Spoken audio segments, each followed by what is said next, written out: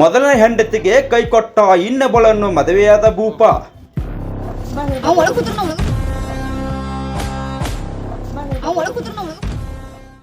ರಾಯಭಾಗ ತಾಲೂಕಿನ ಕೆಂಪಟ್ಟಿ ಗ್ರಾಮದ ಸುಂದರ ದಶರಥ್ ಸನದಿ 22 ವರ್ಷದ ಯುವತಿಯ ಬಾಳಲಿ ಕತ್ತಲು.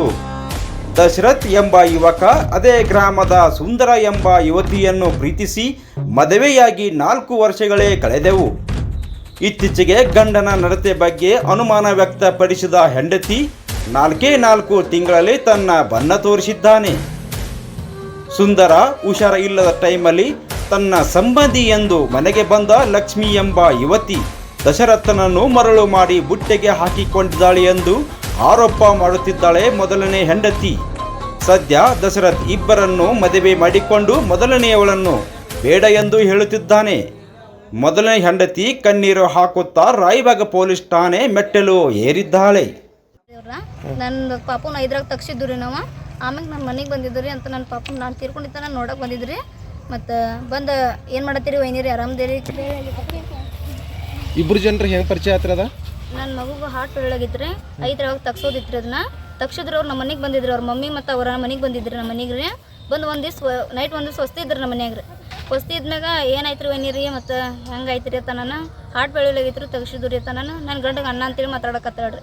ಅದು ಹಂಗೆ ನಾವು ಎಲ್ಲೋ ಪರಿಚಯ ಇದ್ದಿರಬೇಕು ಅಣ್ಣ ತಂಗಿ ಅಂತೇಳಿ ನಾನು ಮಾತಾಡತ್ತಾನಂತೇಳಿ ಗಪ್ಪಾಗಿದ್ರು ನಾವು.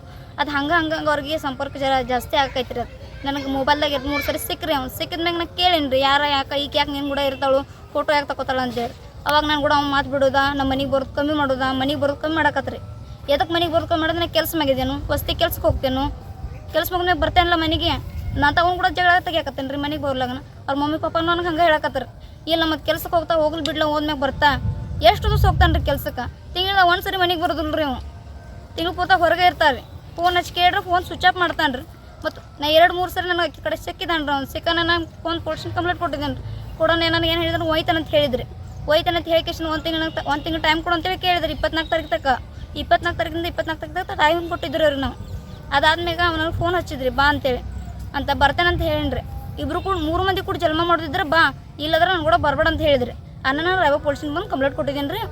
ಸರ್ಗಳವನ್ನ ಮರ್ದಿಸ್ ಈಗ ನಿಮ್ಮ ಅತ್ತಿ ಮಾವ ನೀವು ಏನು ಅನ್ನಿಲ್ಲ ಬಂದು ಕರ್ಕೊಂಡು ಹೋಗ್ತಾನಂತ ಹೇಳ್ರಿ. ಇಲ್ಲಿ ಬಂದ್ಮ್ಯಾಗ ರೀ ಇಲ್ಲಿ ನಿಮ್ಮ ಅತ್ತಿ ಮಾಮ ನಮ್ಮ ಅತ್ತಿ ಮಾಮ ಏನಂತಾರ್ರಿ, ದುಡ್ಡು ತಿಂದ್ರನ್ನ ಆಗೋದಿತ್ಲ, ಎಷ್ಟು ದಿವ್ಸ ಹೋಗೋದ ಹಿಂದಿನ ನಾಳೆ ಬರತ್ತನ್ರಿ ನಮ್ಮ ಮನೆಗೆ, ಎಷ್ಟು ದಿವ್ಸ ಹೋಗೋದ ಅಂತಾರೆ. ಬರೀ ಪ್ರತಿ ಸರಿ ಕೇಳಿದಾಗ ಎಷ್ಟು ದಿವ್ಸ ಹೋಗೋದ ಬರ್ತಾ ಮನೆಗೆ ಬಿಡ, ಎಲ್ಲಿ ಹೋಗೋದ. ರಿಜಿಸ್ಟರ್ ಮ್ಯಾರೇಜ್ ಆದ್ರೆ ನಿಮ್ಗೆ ಗೊತ್ತಾಗಲಿಲ್ಲ? ಇಲ್ಲಿ ಗೊತ್ತಾಗಿಲ್ರಿ ಸರ್. ನನಗೆ ಅವ್ನು ನಿನ್ನೆ ಫೋನ್ ಹಚ್ಚಿ ಹೇಳಿದಾಗ ನನಗೆ ಗೊತ್ತಾಗಿತ್ತು ರಿಜಿಸ್ಟರ್ ಮ್ಯಾರೇಜ್ ಆಗೈತೆ ಅಂತ ಹೇಳ್ರಿ.